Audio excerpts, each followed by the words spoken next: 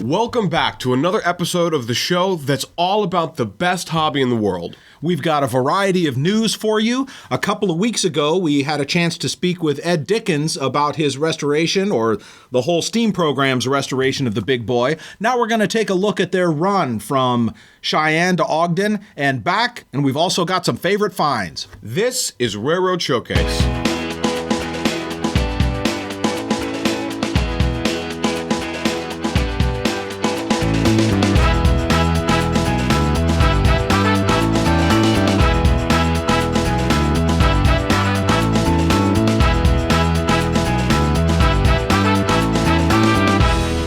All right, so this week we're going to take a look at some more of the great footage that we've seen of the Big Boy running out and back to Cheyenne for all the festivities. We met some awesome people when we were out there, got some really good interviews, one of which was Steve Sweeney, which we were pretty excited about. Yeah. Great guy. And we met Ed Dickens before the actual interview, and so we're going to talk about that a little bit too. You know, it was... So... A number of years ago, when Ed took over the UP STEAM program, he became a little bit of a controversial figure because everybody loves Steve Lee. He was the face of the UP STEAM program. He's an old school railroader, and there were feelings and opinions and attitudes about the transition from one leadership to another, and the internet, of course, was bubbling over with everyone's feelings and opinions. And I have to admit, I didn't know anything about Mr. Dickens at all, and though I had seen and heard Steve Lee a number of times, and I, was glad that he was doing the work that he was doing, keeping the steam going on, I didn't have anything to base an opinion about Ed Dickens on, other than a lot of the feelings and opinions that were being expressed on the internet. And so it was really a pleasure to have a chance to meet him in person. And in the last few months, I've actually found out that some of the people I know him, have met him, have worked with him. And so I've had a chance to, get a better sense of what kind of person he is. All of those firsthand accounts that I had been hearing over the last several months, the positive firsthand accounts about Mr. Dickens, were reinforced when we had a chance to actually meet him. Yeah, so we actually met him twice.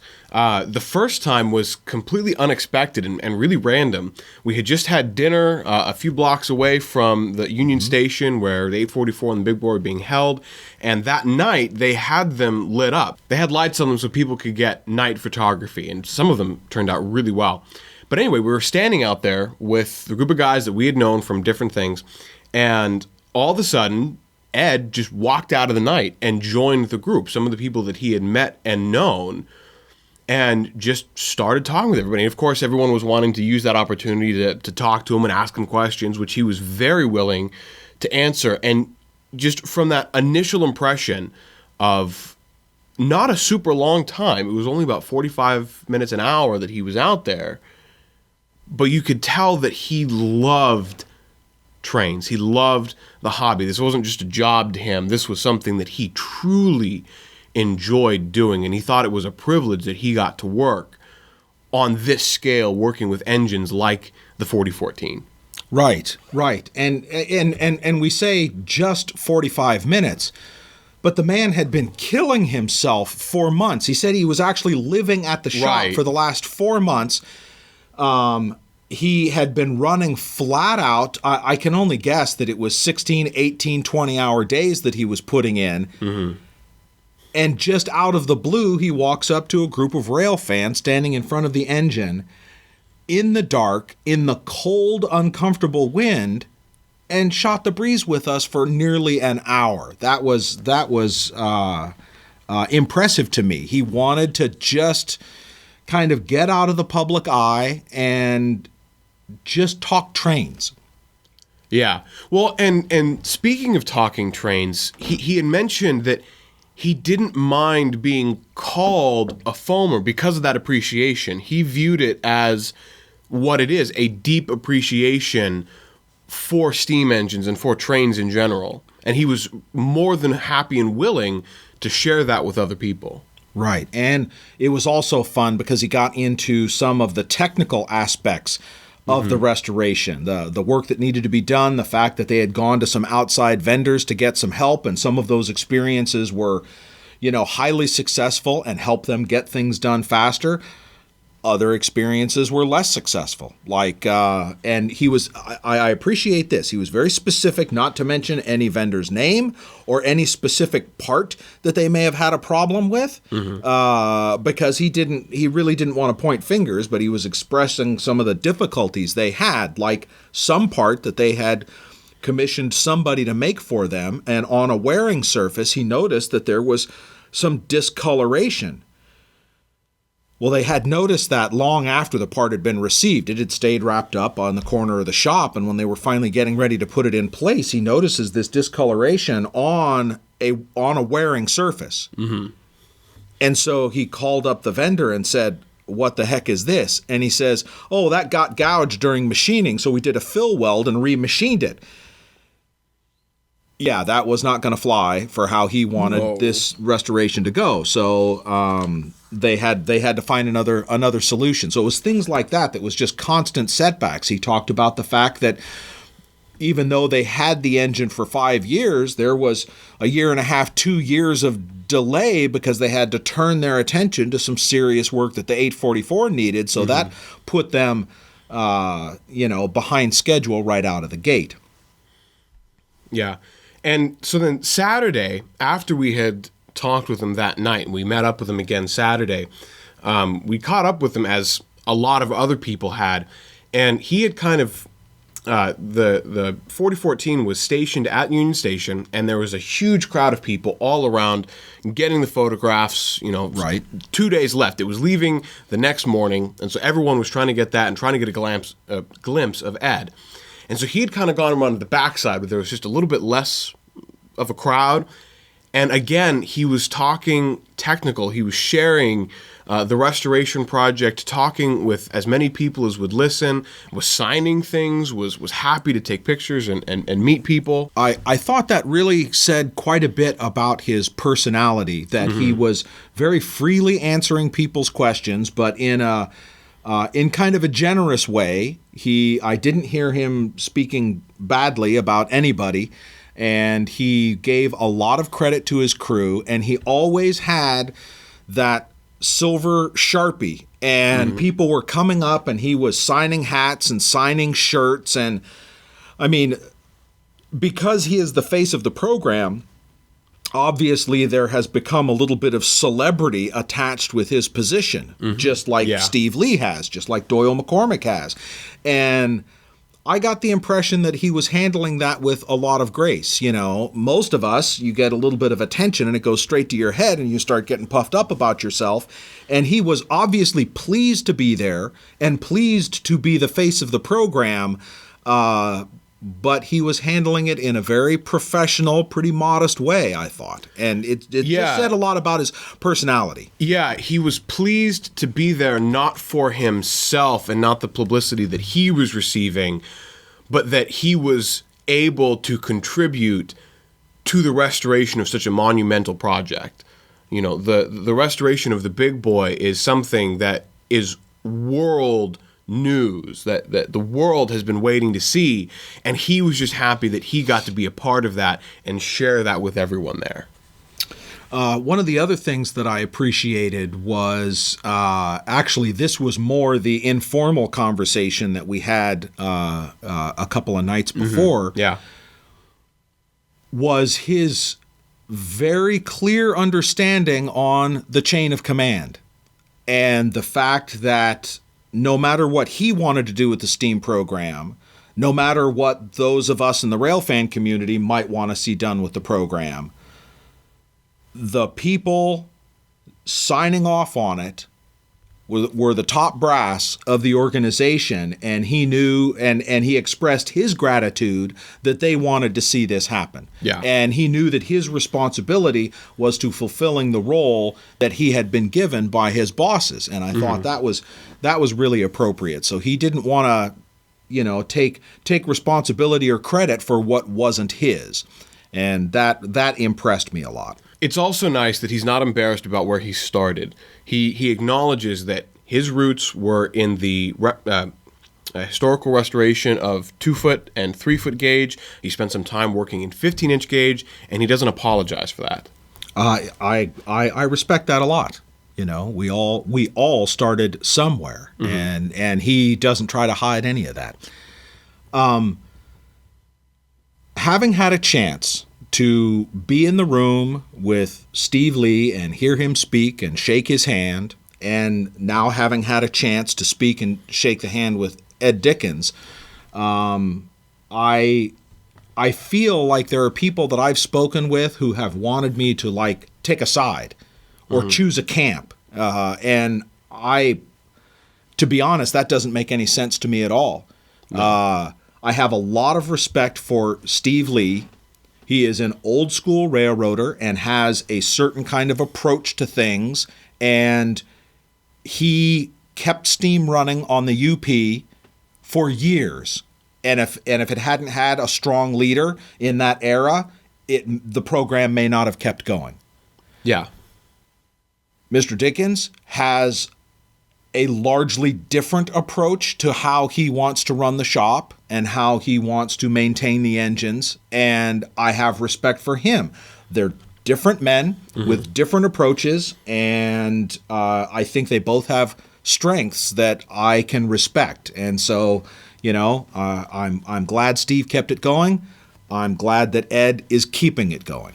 And no matter what someone's feelings might be, personal or on the internet, the recognition needs to be given for the achievements that both men have made.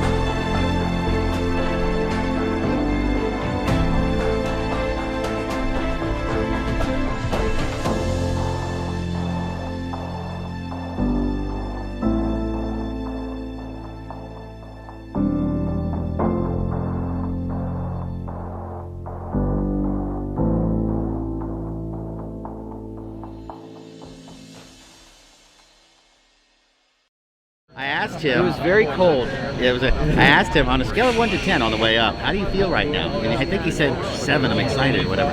Once we were actually, the train came around out of Evanston, was at speed, and we got that first shot. I asked him again. Now, what's your excitement scale 1 to 10? What did you say? 4014. It's the largest operating steam locomotive in the entire world right now. And having it here in the nation and being able to see it is an unforgettable experience that will always be remembered. Once in a lifetime. Once in a lifetime. I'm Greg Robinson, and we ran into Steve Sweeney from Trains Magazine. Steve, it's a pleasure. It's a pleasure to see you again. How are things going so far? Fantastic. We are having a great time. So how about you guys? I'm having a great time. Today's my day off, so I'm not in uniform today. But I tell you, I came by to see Big Boy last night just because I wanted to. And I came by again today. And I am so impressed. I'm so thrilled that there are people, as you said, from everywhere that have come to see this locomotive. I've ran into Brits. I've been told there are Australians here. I've seen people from the East Coast, the West Coast, the North, the South. I think some Canadians.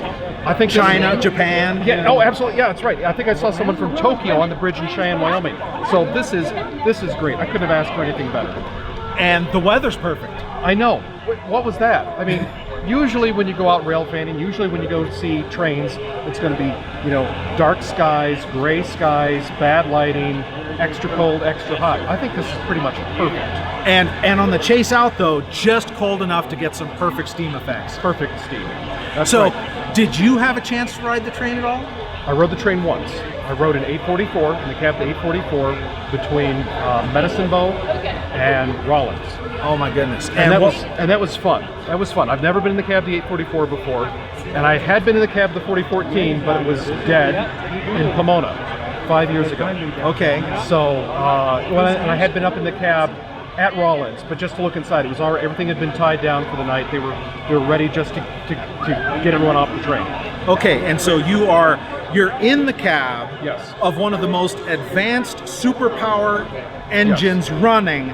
Anywhere in the world. And you're in a train just a little bit behind Yes. the newly restored Big Boy. What yes. was that like? Oh my gosh. Right now, I'm getting kind of tingly about it. In the moment, it's like, well, I got to get this shot. I got to get that shot.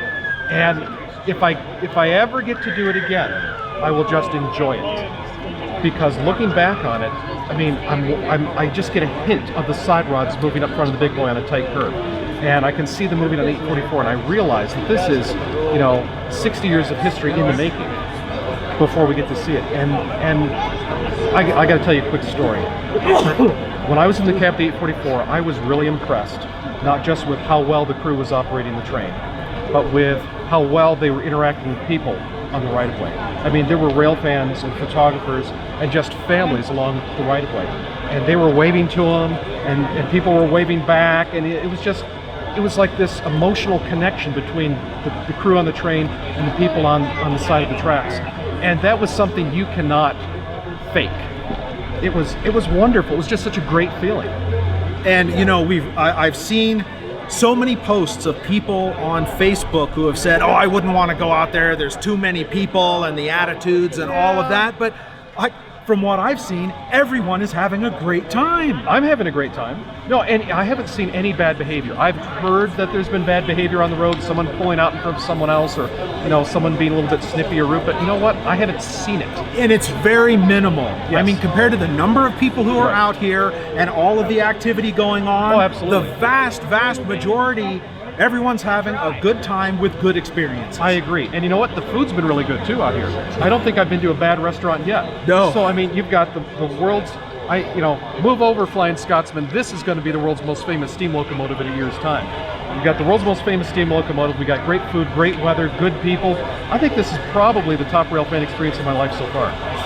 It's mine too, or very close to it. Yes. Very close to it. Steve, thank you so much. It was my such pleasure. a pleasure. Absolutely. Have a All great right. time. You too. We'll do it. Take Thanks. care. And this is amazing to hear, all the things we've been learning of how important it was to Utah, but not only Utah, but the rest of the country. And one of the fun things is seeing the older gentlemen who are the big kids. So seeing the big kids with the smiles on their faces, and then the little kids with the smiles on their faces. There's such a generation gap, but not any less happy. Right. So And people then- here are having a good time. Yeah. And nobody's mean. There must be something about the railroad people that nobody's rude. Nobody's like, get out of my way. Well, we were here for, of course, the sesquicentennial for the Golden Spike out of Promontory yesterday. We were there. But as both Ray and I are big-time steam enthusiasts from back east. We're both from Virginia. So we came out here to see the world's largest and most powerful steam locomotive. And we started in Cheyenne the day that it rolled out of the steam shop. May 2nd. And I was really surprised that they made it a very, very real challenge to overcome. And I cannot say enough about the men working for Union Pacific that restored this engine. If you had told me, when I was in the Navy, I was stationed out of Long Beach. I'd been to Pomona. I saw this engine when it was on display. The idea that it would steam in the 21st century is beyond hope, beyond belief. When it came out of Cheyenne and back down under the bridge, I stood right over the top of the locomotive as it backed down, and Ray said, what's it? We've heard the engine, we've seen the engine, now we're going to smell the engine and we're going to taste the engine. I mean, it almost brings tears to your eye.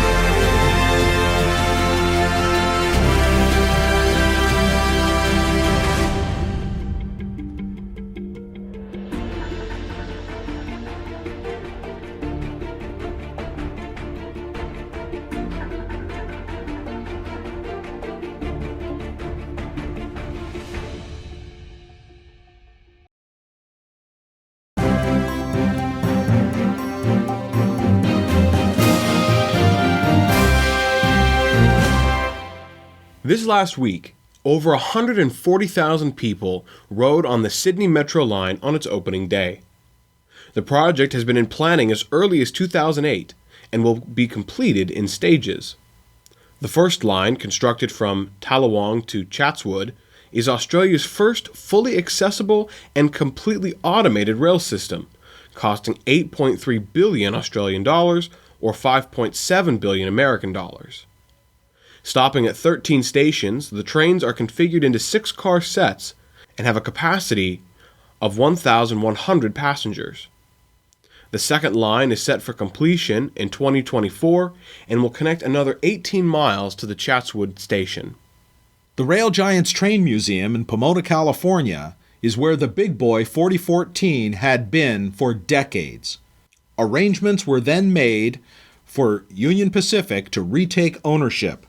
Trains Magazine has reported that there will be an excursion out of Southern California with the Big Boy on the 12th and 13th of October.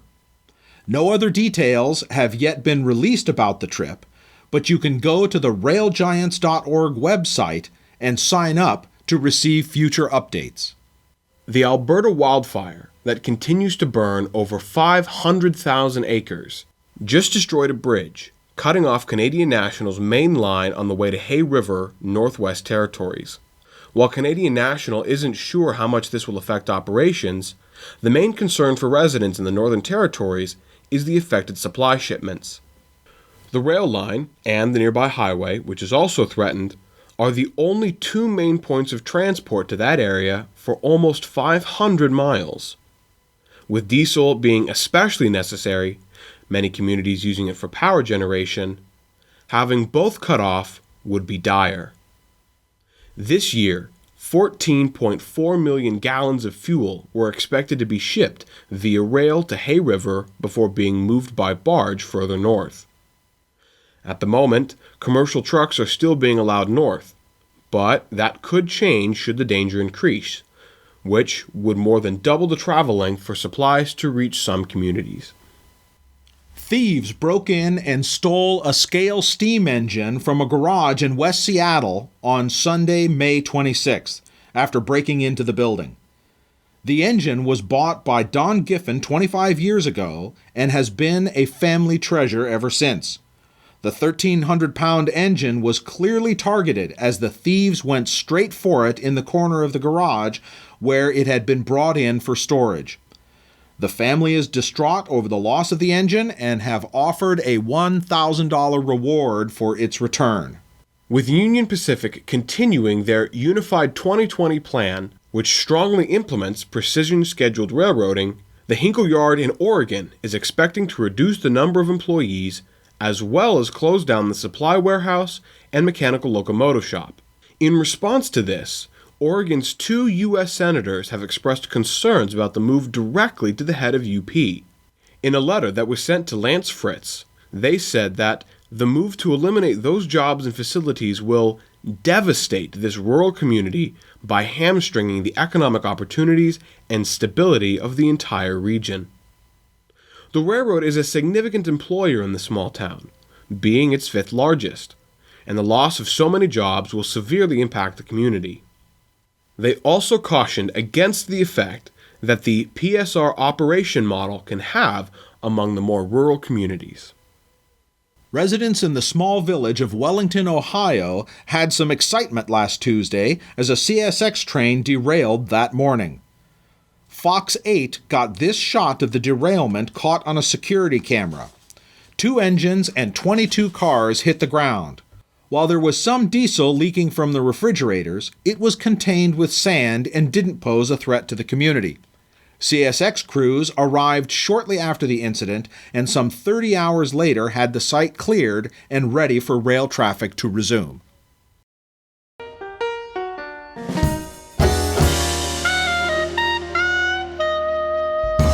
So for this first favorite find, this is an AT&T commercial that was shot at the Nevada Northern Railway. It was shot last February, and let's just start it.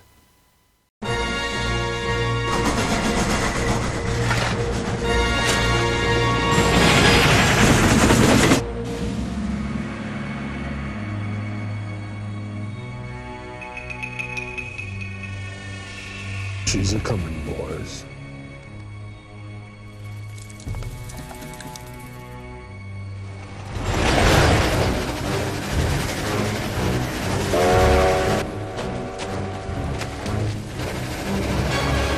Grand sakes.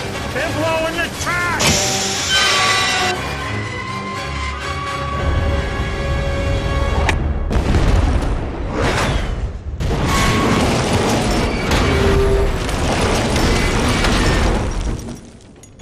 Okay, it's a good, old-fashioned Western shoot.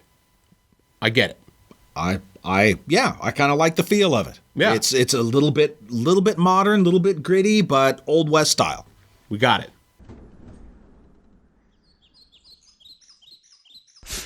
Jeez Louise, what happened? Well, I don't know, Chuffers, but we gotta get back on the track. What? Gracious. Gotta get back on the track. Gotta get back on the track. Gotta get back on the track. Gotta get back on the track. The rails went bang and we sure took a whack. But we gotta get back on the track. Gotta get back on the track. Okay, now I don't know what happened. What the heck? I mean, what the heck? Okay, we follow what's going on. It's designed to be like, okay, yeah, you can mix the old Western shows with the kid cartoon, but what the heck? You know, their goal was to get our attention, I guess, and they got our attention. That was just a little obtuse. I'm pretty sure the characters in there were just as confused as we were about what happened as well. I think so, but, you know, right on. The Nevada Northern, again, steam in the eye of the public. That can't be a bad thing. No, it cannot. Now, a lot of people have seen the giant model railroad that's at the Museum of Science and Industry in Chicago. It is world famous. Erin Hooley of the Chicago Tribune did this interesting video about William Davidson, who is in charge of maintaining that layout. Seattle to Chicago by way of rails. So a package comes in from overseas on a container ship. It's loaded onto a intermodal train, takes a simulated 2,000-mile trip to Chicago to the Horworth Yard. It's unloaded and then it's trucked to the final destination. First thing people usually ask is, A, how'd you get the job? B, how many computers it takes to run the layout? And then they're surprised and tell them there are no computers. It's a manual layout, just uses relays and voltage sensing block detectors. That's all it does. It's 1,450 plus feet of track out there. So you can have over 1,100 feet of main line, and then you add in the secondary lines, your 3Ls, your Metra, your South Shore, and then a lot of engines that run back and forth. That gives you a total of 1,400. In the morning, cleaning, that's most important. Making sure there's limited carbon scoring from electrical interaction all day long. Getting the debris off, that could be lint. Things that people drop accidentally, sometimes not so accidentally on the rails. Making sure the tracks are clear so the trains run smoothly without worrying about derailments. And just giving the layout a good overlook to make sure it's nice and healthy. Most everyone's been there. It's time for prom. And you've got your special someone or someone you want to be that special someone that you got to get to go with you to prom. Now, everyone has their own special style of how they want to go about popping that question. Rail fans, we have our own styles too. Jackson Vandeventer was kind enough to let us share this clip.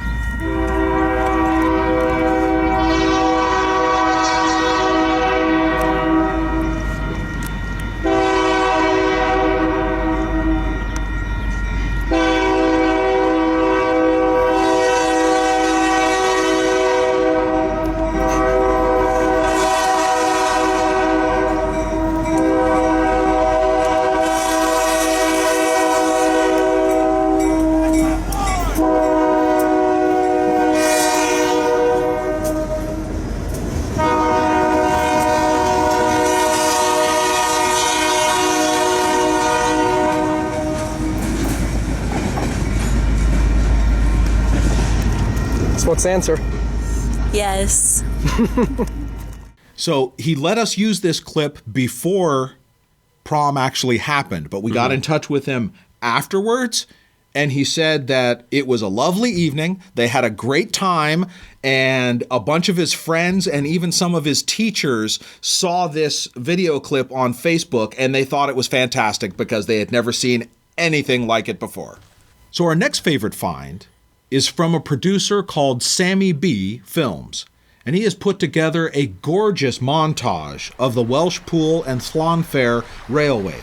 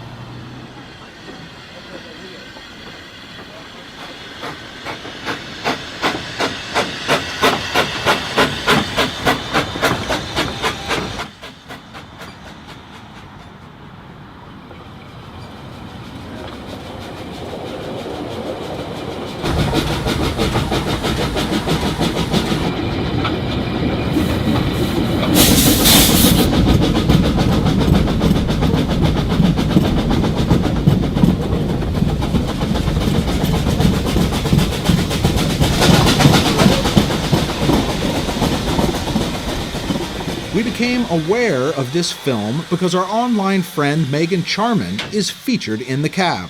Hi, Megan. Sammy B takes a very cinematic approach and really captures the feel of Welsh narrow gauge and the landscape around it.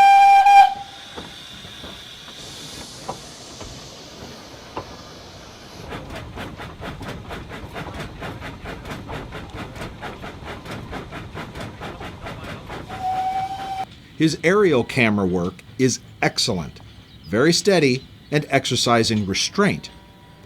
If you like this, be sure to check out his other videos on the Sammy B Films channel on YouTube. And our female UK viewers will want to remember that in just a couple of weeks, Megan is organizing the Women Teaching Women event at the Perry Grove Railway on June 22nd and 23rd.